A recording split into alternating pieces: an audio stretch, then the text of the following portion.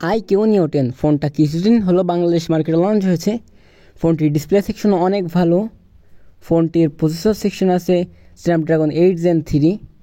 এছাড়াও camera section আছে 50 মেগাপিক্সেলের মেইন, 8 মেগাপিক্সেল আল্ট্রা ওয়াইড।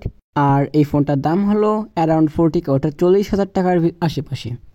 তাহলে চলুন কথা না বাড়িয়ে পুরো ভিডিও শুরু করা যাক। তো ভিডিও শুরুতে বলে রাখি, ভিডিওটা লাইক করা, অবশ্যই আমাদের চ্যানেলটা সাবস্ক্রাইব করে রাখবেন। আর আমাদের ভিডিওগুলো আপনাদের কেমন লাগে সেটা অবশ্যই কমেন্ট বক্সে বলে যাবেন। যদি ভালো লাগে তাহলে ভালো লিখবেন, আর যদি খারাপ লাগে তাহলে খারাপই লিখবেন। এতে আমরা বুঝতে পারবো যে আমাদের অডিয়েন্সদের আমাদের ভিডিওগুলো কীরকম লাগছে। ফার্স্টে যদি আমরা ফোনটির ডিজাইন নিয়ে কথা বলি, তাহলে ফোনটির ডিজাইন iQOOর অনেক ফোনের সাথে মিলে যায়। তবে ডিজাইনটা আপনার কাছে দেখে অনেকটা ভালো লাগবে এবং আমার কাছে পার্সোনালি ভালো লেগেছে। ফোনটিতে পোর্টস অ্যান্ড বাটন হিসেবে নিচের দিকে আছে speaker, type-C charging port, microphone এবং সিম ট্রে স্লট। এবার যদি চলে আসি ফোনটির ডিসপ্লে সেকশন, তাহলে ডিসপ্লেতে আছে 6.78 ইঞ্চি একটা LTPO অ্যামোলেড প্যানেল, যেটা 1 বিলিয়ন কালার সাপোর্ট করে এবং এর রিফ্রেশ রেট হলো 144 হার্টজ। এছাড়াও এটিতে আছে HDR10+ সাপোর্ট এবং এই ফোনটির ব্রাইটনেস হলো 4500 নিটস এবং এই ফোনটির PPI হলো 453 PPI ডেন্সিটি। এই ফোনের ডিসপ্লে সেকশনটা দেখে যে কারোর এই ফোনটা পছন্দ হতে বাধ্য। আমারও পার্সোনালি ডিসপ্লেটা অনেক সুন্দর লেগেছে এবং এই ডিসপ্লের যে কালারের কোয়ালিটি অনেক ভালো।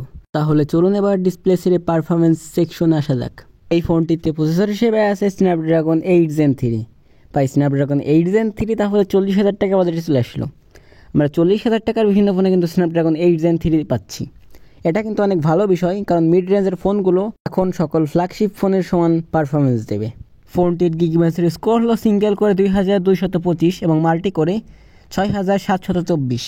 ফোনটির আন্তর্জাতিক স্কোর হলো 20,17,354। প্রসেসরের স্কোর দেখে আপনারা বুঝতে পারছেন ফোনের পারফরমেন্স কেমন হবে। ফোনের গেমিংয়ে পারফরমেন্স অত্যন্ত ভালো। 120 FPS স্মুথ গেম প্লে করা যায় এবং এই গেম খেলার সময় ফোনটা কিন্তু অতটাও হিট জেনারেট করে না, সেটা আপনারা থার্মাল থ্রোটাল টেস্টের মাধ্যমেই দেখতে পাচ্ছেন। ফোনটির রিড রাইট স্পিড হলো 1,92,170।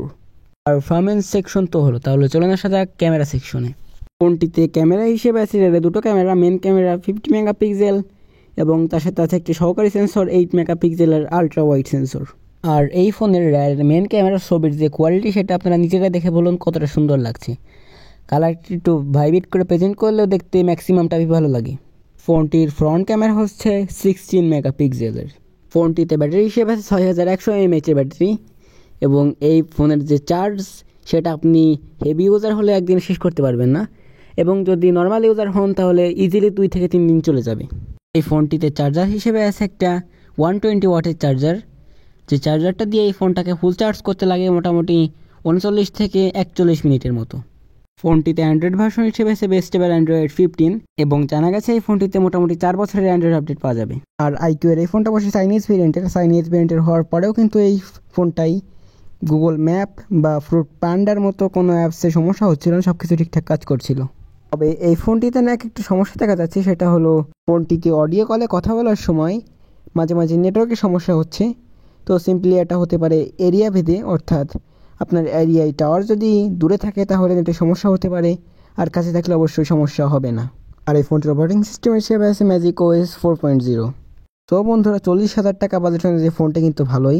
ফোনটির ডিসপ্লে, প্রসেসর, এরপর ব্যাটারি, চার্জার সব কিছুই ভালো। তো ফোনটা অবশ্যই কিনছেন কিনা কমেন্টে বলবেন। আর আমরা এরপর একটা ভিডিও আনবো, সেটা হলো iQOO Neo 10 versus Honor GT। এই ভিডিওটা দেখার জন্য আমাদের চ্যানেলটা সাবস্ক্রাইব করে রাখবেন এবং ভিডিওতে এসে কমেন্ট অবশ্যই করবেন। ধন্যবাদ ভিডিওটা পুরো দেখার জন্য। দেখা হবে নতুন কোনো ভিডিওতে। সে পর্যন্ত অবশ্যই ভালো থাকবেন এবং সুস্থ থাকবেন।